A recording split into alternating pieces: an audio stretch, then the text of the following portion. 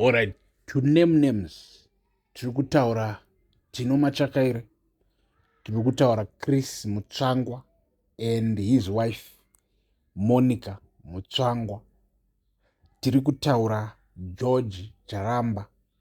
Right, muri Zimbabwe, big news, big moves being pushed neZANU-PF. So muri Zimbabwe ndoda kuonesai chinhu wani. Magemu atiri kuona achitambwa muZimbabwe mazhinji acho haasi Mnangagwa ari kumatamba at all. Munoona politics igame rinobvumira kuti vanhu vaite go crazy. People will bring crazy ideas and run with them in politics. And in politics you have to find what your leader desires the most, so you can give him that so that he can keep promoting you. Asingazvioni kuti ndozvauri kumuita, but ndozvaunenge uchitodii, unenge uchimurova pano paari kuda ipapo panhongonya, paari kufarira ipapo kuti anofarira, kana achifarira sezvo zvamunongoona Mnangagwa anofarira kugara pachigaro achinzi anotonga munhu mutapa ndimambo chichi, ndozvanofarira. Infact anga asingatombozvizivi zvinhu izvi, asi varipo vakamutaridza vakaramba vachipusha, vakamuwa achitaura zvimwe zvinhu zvaaitaura ndobva vauya. Handiti muri Zimbabwe teererai munzi problem ine politics. Alright, ini wamuri kuona mupanapa, kana kwakuchinzi rimwe day ndiri kuda kujoina ZANU-PF, ndichipinda muZANU-PF, chinhu chandotanga kuita kusvika kana pandosangana naMnangagwa kutongosvika achiti mudhara vanhu vanoda kutora kasho.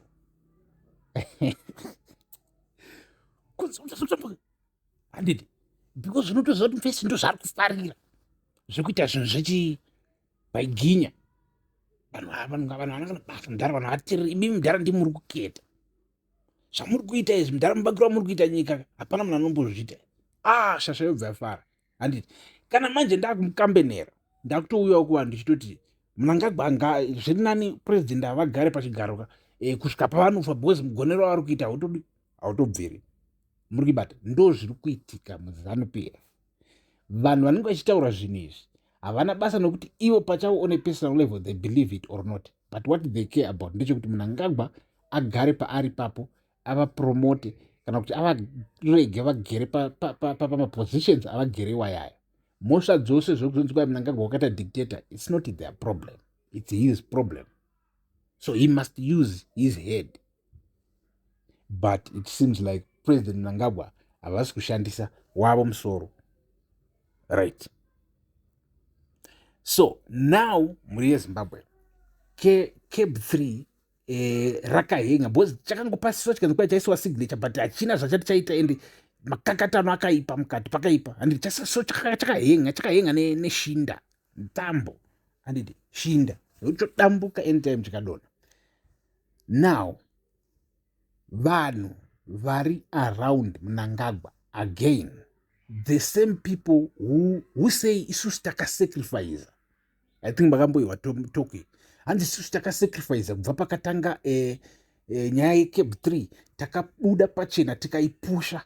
Handiti vamwe vachiri cautious, vamwe vachiri kuhla vachifunga kuti iwe Chiwenga unogona kuritaliata, zvinhu zvinogona kudikidii. Handiti now cab 3 yapasa, ngatichitarisai kuti vaiopposa ndivanani and then ngavadzingwe. Handi muri kwanyaya kuitika muZANU-PF right now. This is the story yekutopisa right now, yekuti vanhu ava ngavadzingwe. Right. So zviri kunzi ngavadzingwe nei? Vari kuti vakomana vari kupusha, vakapusha cab 3 vamakaona imene, vari kuuya zvakare vachiti right now Chiwenga netumwe tumaministers twakatanga tuchizeza kupusha cab 3 ngavadzingwe muZANU-PF, because they fear kuti kuramba kwavo varimo it sends a message. But not only that, vakaramba varimo, they might secretly consolidate power and all of a sudden strike. Handiti, because as long as Chiwenga are vice president, he can still walk into the barracks, be saluted, see whoever he wants to see, talk to whoever he wants to talk to. He still got that dignity of the vice president of the country. Handiti. So, Zimbabwe, this is what is happening right now. Zvakamira zvakadaro tirimo muZimbabwe. So stay tuned panapa, more news dziri kuuya. Peace.